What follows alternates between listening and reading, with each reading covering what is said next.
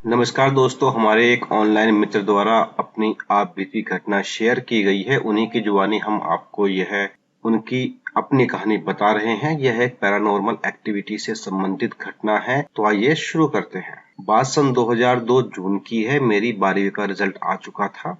Engineering की coaching के लिए मैं प्रयागराज बार बार आ रहा था, जा रहा था। इसी दौरान एक रात में अपने घर के लिए ट्रेन से शाम को 8 बजे के आसपास प्रयागराज से निकला। रेलवे स्टेशन से मेरे घर की दूरी लगभग 5 किलोमीटर के आसपास थी। ट्रेन के रेलवे स्टेशन पहुंचते पहुंचते लगभग रात का 1 बज चुका था।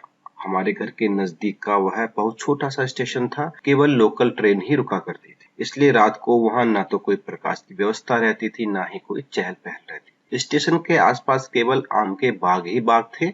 2-4 घर थे, वो भी दूर दूर बसे हुए थे। जब ट्रेन स्टेशन पहुंची तो रात का 1 बज चुका था।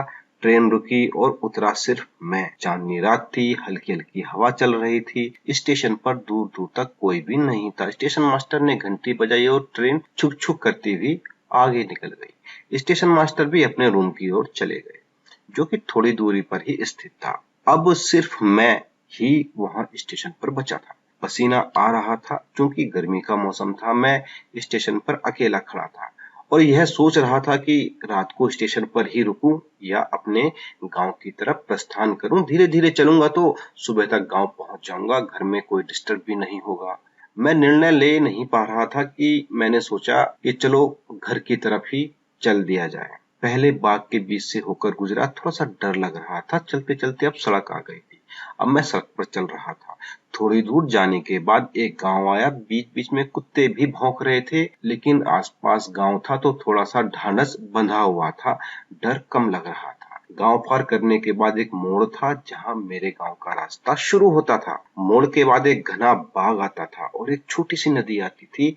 नदी के किनारे कुछ कब्रें थी, जहां लोग दिन में भी जाने से डरा करते थे। फिर यहाँ तो रात के 2 बज रहे थे और मैं अकेला था। मैं जैसे ही अपने रास्ते के लिए मुड़ा, पता नहीं कैसी अजीब अजीब सी आवाजें आ रही थी, जो कि समझ में नहीं आ रही थी। मुझे कुछ शंका सी हुई, लेकिन मैंने ध्यान नहीं दिया और धीरे धीरे आगे बढ़ता रहा। आवाजें तेज होने लगी। आवाजों के साथ मेरा डर भी बढ़ने लगा। तो मैंने हनुमान चालीसा का पाठ चालू कर दिया।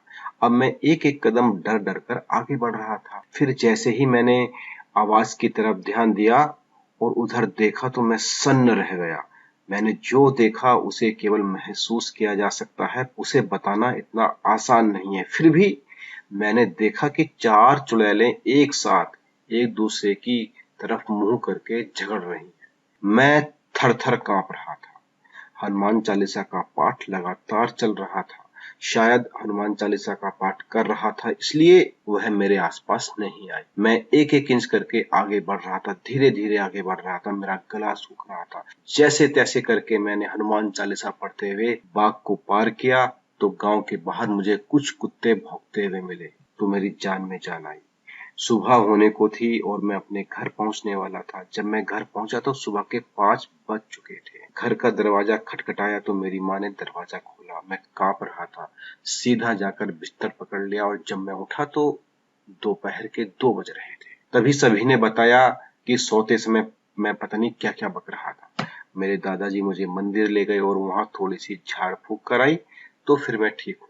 आज भी जब मैं उस दृश्य को और उस समय को याद करता हूँ तो मैं डर के मारे सिहर जाता हूँ। तो दोस्तों, यह था हमारे एक ऑनलाइन मित्र की कहानी, उन्हीं की जुबानी। यह आपको कैसी लगी आप कमेंट के माध्यम से जरूर बताएं, और इस संबंध में अगर आप हमसे कुछ शेयर करना चाहते हैं या फिर कोई ऐसा ही अनुभव आप हमसे शेयर करना चाहते हैं तो आप हमारी ईमेल, जो कि आपकी स्क्रीन पर फ्लैश हो रही है, उसके माध्यम से शेयर कर सकते हैं। धन्यवाद। दोस्तों, इस वीडियो में हमारी ओर से इतना ही। यह वीडियो आपको कैसा लगा आप अपने कमेंट के माध्यम से हमें ज़रूर बताएं। दोस्तों, साथ ही साथ आप इस वीडियो को लाइक और शेयर करना बिल्कुल भी ना भूलें। और दोस्तों, हमें भरोसा है कि आपने हमारा चैनल सब्सक्राइब कर लिया। दोस्तों, नमस्कार।